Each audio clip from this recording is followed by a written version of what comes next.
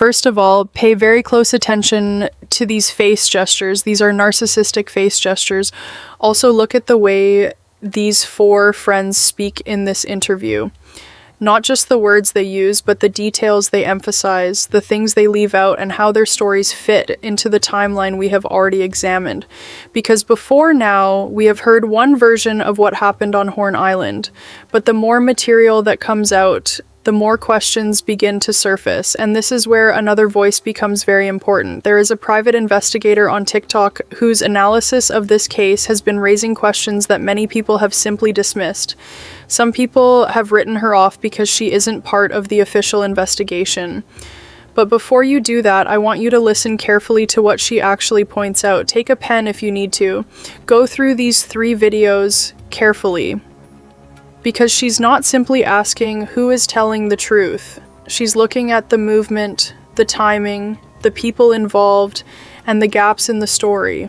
And one of the biggest questions she raises is whether the 4 young men were actually the only people influencing what happened that afternoon. Public accounts have already established that there were multiple boats and a much larger group of people on Horn Island that day. So now we have to look beyond the 4 friends. There are questions about other people who may have been present or connected to the events.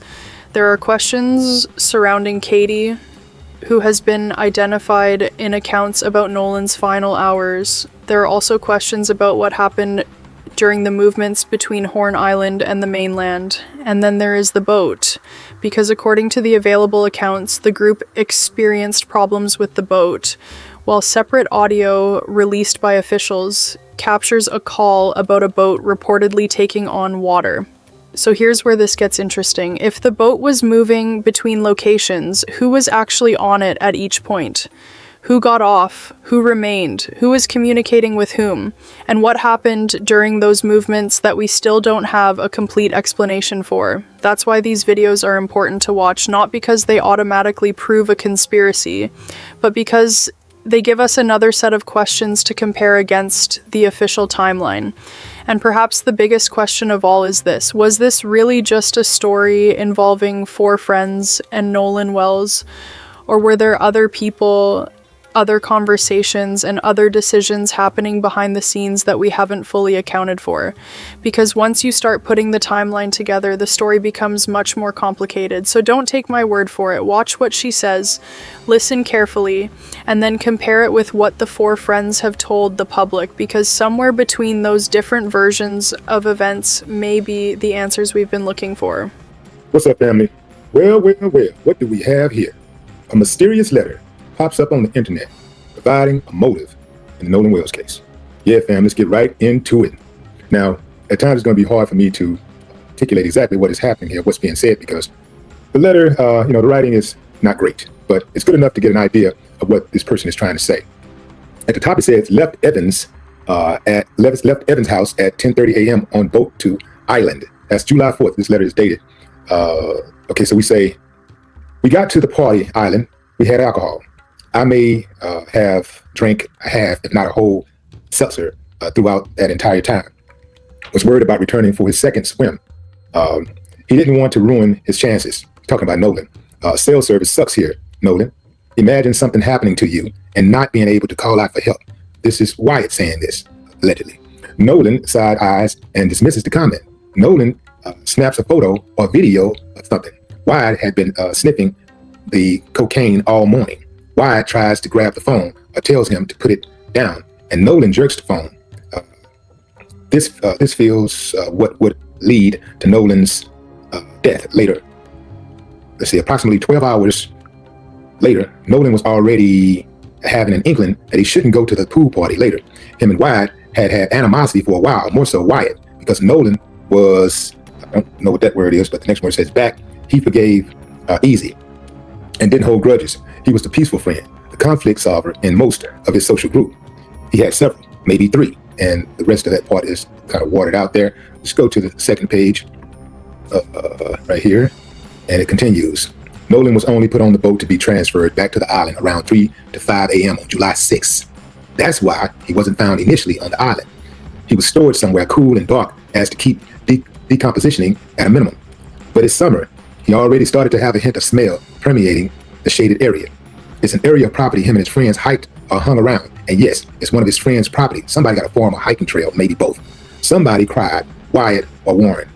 Somebody is scared to speak, Eric. Somebody was, looks like they're a theatrical, I can't make that out. All of them are being hunted.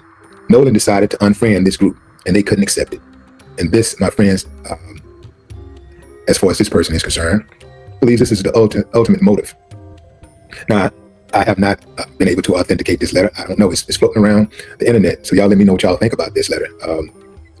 It's pretty detailed. It sounds plausible.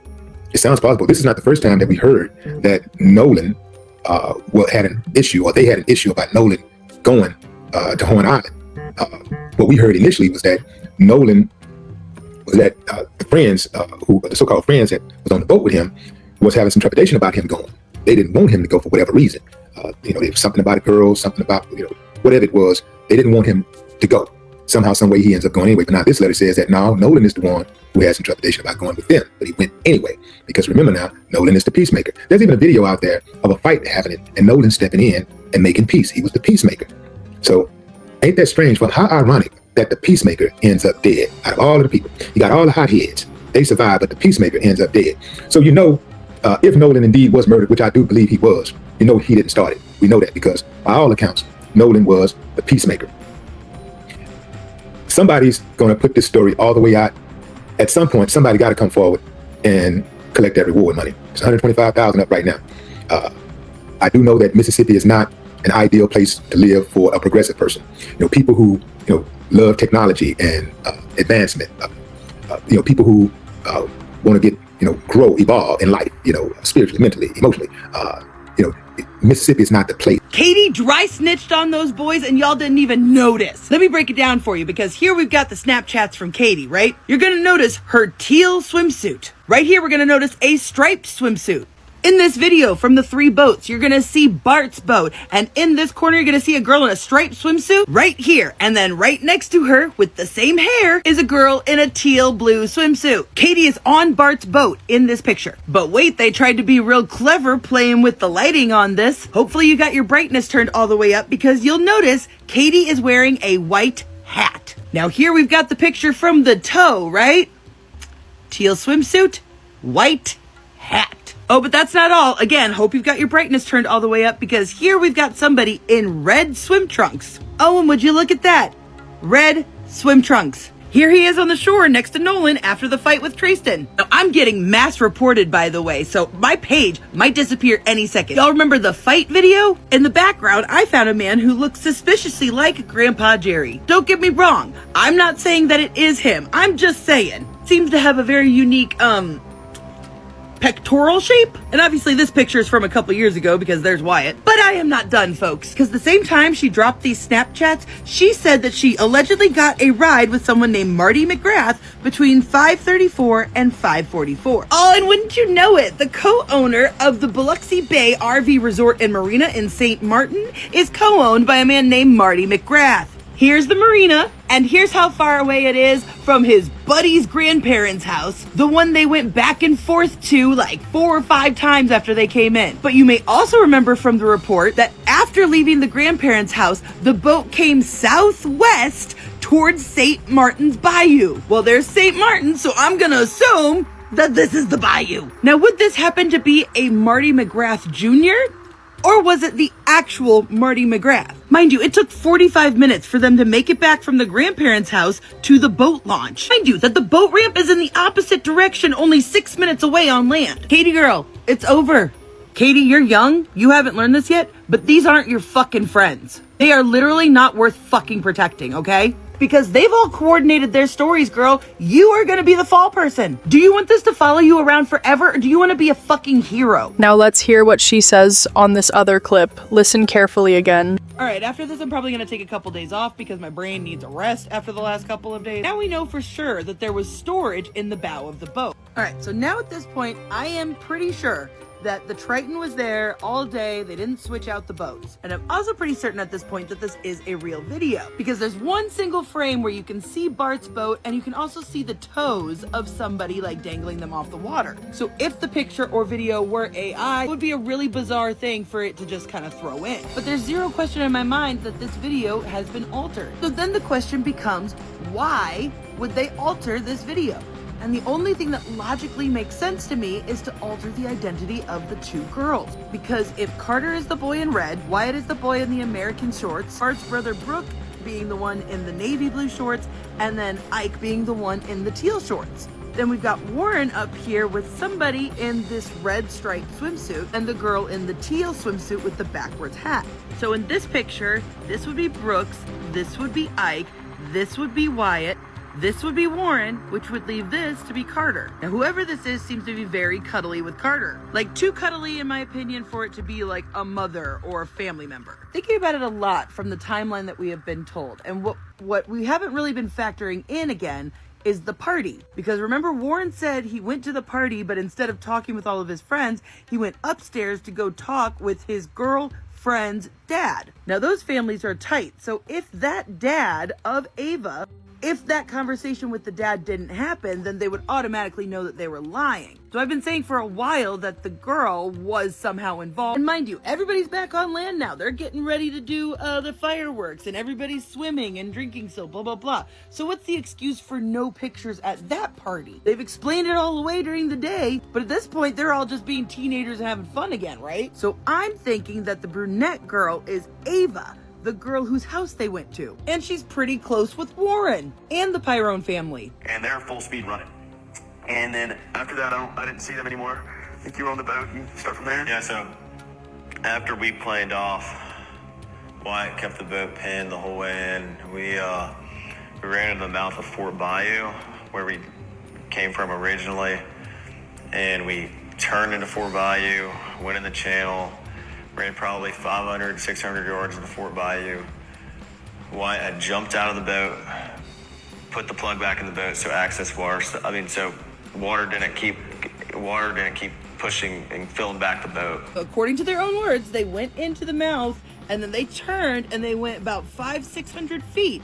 Now, mind you, the party house is right around, but they go past it and then loop back around. However, Warren just admitted that at some point they had to stop and Wyatt jumped in. And even then, you heard him stuttering over the story. Like, it wasn't a smooth transition. Because I think they dropped her off. Which would explain why they would go back to this party, because obviously they can't cancel the party. That looks really suspicious. Then, my theory has always been that the guys all, like, broke off and, like, talked to the parents about what was going on. And that's when they formulated their whole, we'll call her and then we'll call the Coast Guard plan. Remember, she is related. Somehow I can't figure out, but she is related through marriage to the lieutenant that wrote up the very initial report we've seen. Because remember how Morgan claimed that the picture of the boat stuff was circulating around Snapchat and stuff, even though Christine didn't post it to her Facebook page until the next day. Listen to this. His mom was, what was he wearing? And so we were trying to remember what color his shorts were. We couldn't quite figure that out. I said black. Yeah, I think we said 'Cause black. I really did. He was wearing navy blue shorts. Yeah, it was like dark blue shorts. Dark. I just said black because I was trying to piece everything together and help out. And so at this point, we're freaking out. We don't know where our friend's at. And the girl that took the picture, she was like, okay, well, I just took this picture of today. This is what color swim trunks he was wearing.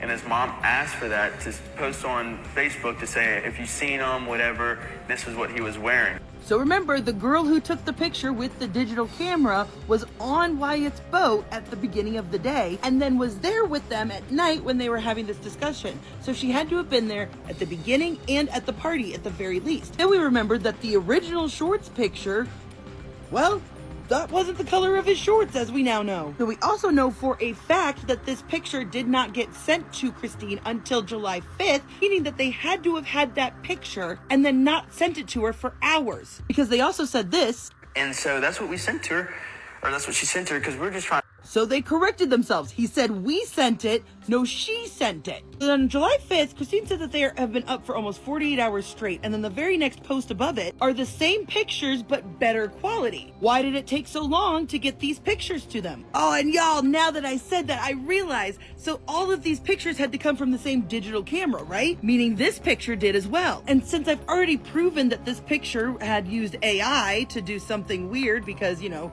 there was no little bar here, only explanation for using AI on just this little part would be to obscure the reflection that was in this pole of the person who was taking the video. Or the pictures. Oh my God, yes. That makes sense. Love it when I figure that stuff out in real time for you on camera. So it makes sense to me that this photo video thing was altered to cover up this girl's swimsuit. Because let's face it, this swimsuit is the ugliest thing. It has like supposedly like sleeves and it's a tankini, but it goes like in a weird cut, but it's ugly. It's ugly and it's clearly not what these debutante beauty queen girls are wearing to a 4th of July beach party. So I'm like 70% sure that this is Ava. Oh wait, oh my God. Wait a second. Shown y'all guys before that there's 4 boats out here in this little cluster, right? But I'm looking at these weird pink lumps and stuff at the front of the boat, Bart's boat here. Is that a pile of life vests? Because I'm realizing there's not 20, 30 people on all of these boats. Like I'm seeing 10, 12 people here tops. Let's not forget what a full house looks like on these boats. Because even in this video at the meetup place, there's not 20, 30 people getting ready to get on these boats. I mean, the boat left at 9:56 according to the GPS. We got like 7, 8 people here, like 6 people here. And also, if they were legitimately needing to be towed and they were trying to get the water to run off, why are they all spread out on the boat? Why are they on the boat in general? Why didn't they just get off on land or get on another boat? Trying to get the boat to tip up and go planing, why do you have over half the boat on the front of the boat? These are experienced fucking fishermen. They know better than that. Yeah, I can't believe I've never thought of that before. If the boat was sinking, why are they even on the fucking boat? Yeah, and if it was so common and so easy to get, you know, rides back with other people, you know, strangers on Horn Island, why did they need to load everybody on the boat? Or were they yelling at Nolan to get on the boat? They didn't need to get him on the boat. And now that I'm looking at this, doesn't it look like Warren is on the phone? Could this have been when he was calling his mom 8 times? Also, one more thing that stuck out to me. We called law enforcement. I was with Wyatt at the time. After we left Jackson's house that night, I was with Wyatt, and one person we were with saw that their location was actually headed towards Wyatt's house. And so Wyatt got on the phone with 911 and was like, hey, these people are on the way to my house or already at my house. My mom and my dad are there alone, and they know nothing about this. Now, he stumbled over his words from beginning to end in that story, so I don't believe any of it. But the one thing that sticks out to me was the phrasing, they don't know anything about this. If people are heading over to your house, why wouldn't you call your mom and dad before you called 911? Because it sounded like he was trying to keep his parents out of the loop of this story, which as a teenage boy implies that you have something to hide. Just a lot of different things to think about, right?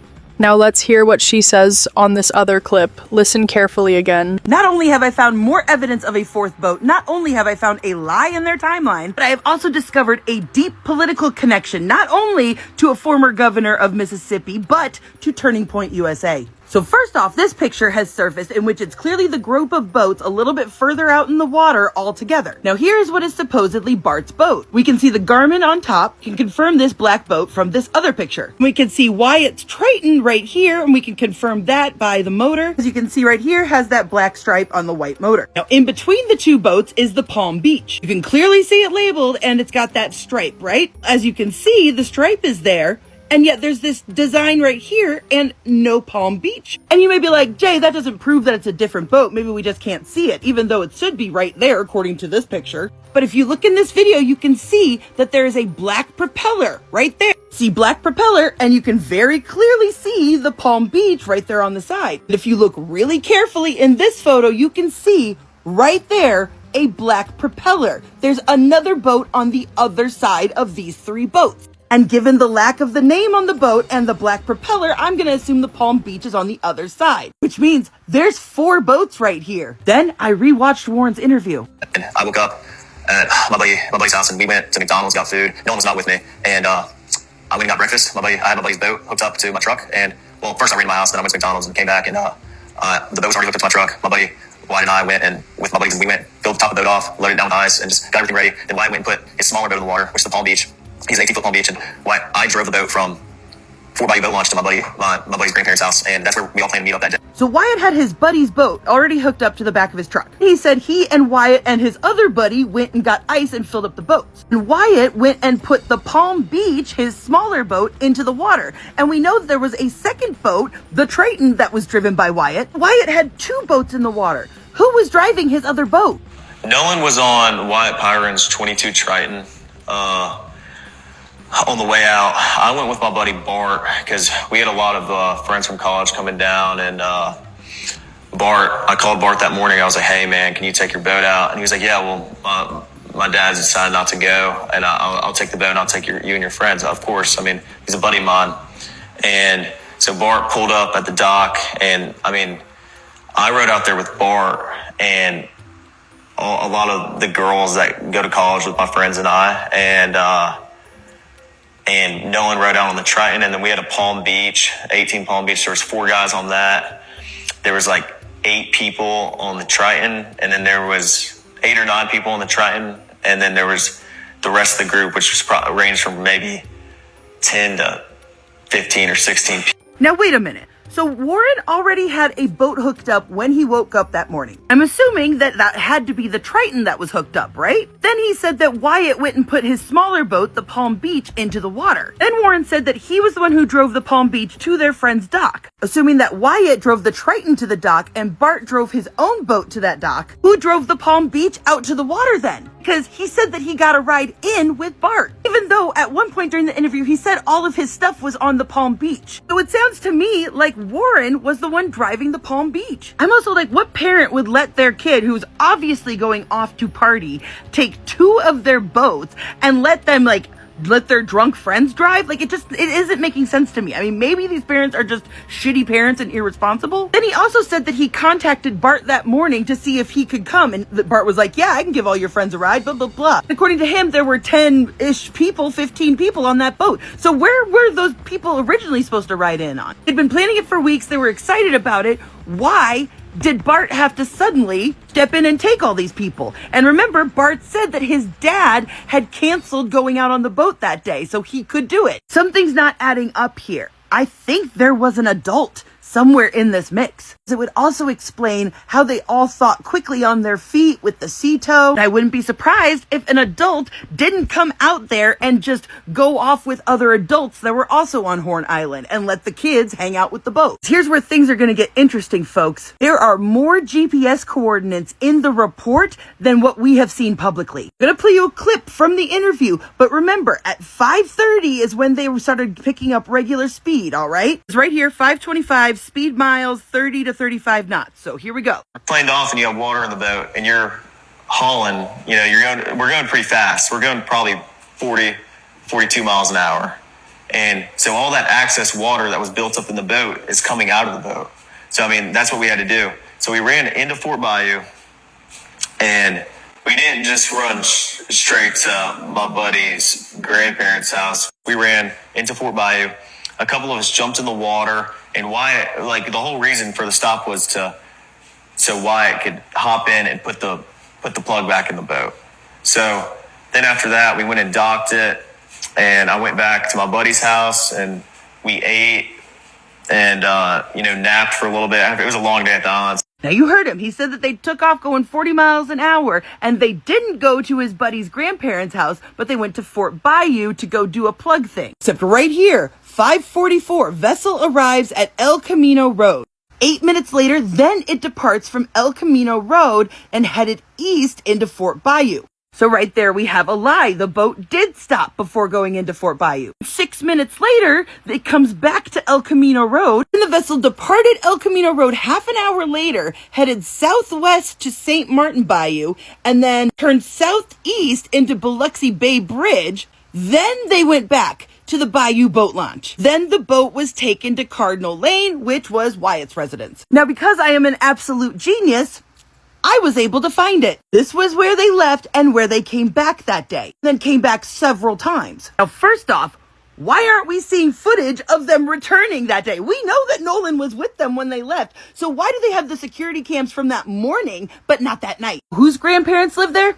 Jax Patalo, whose family owns a pharmacy. It goes back deeper than that because George Patalo Sr., which is Jax's great-grandfather who is deceased, as it turns out, his great-grandfather was appointed and served on the staff of Mississippi Governor Cliff Finch. As you can see, I've confirmed Jax's relation to him. And as it turns out, Cliff Finch, well, he was in the Mississippi House of Representatives from 1960 to 1964 and supported racial segregation and backed the racist governor, to preserve segregation in the state. The federal grand jury conducted a 3-year-long investigation into his administration and several state agencies, and they were all accused of corruption and mismanagement. Finch was never found guilty himself, but some of his aides and appointees were indicted. And those sort of political connections seem to trickle down through the generations, so now we know why the governor got involved. And I started looking into the lawyer that's handling the defamation case from the Bart family. So from 2015 to 2018, he was state director of Americans for Prosperity. Then in 2018 to 2020, he was vice president of Stand Together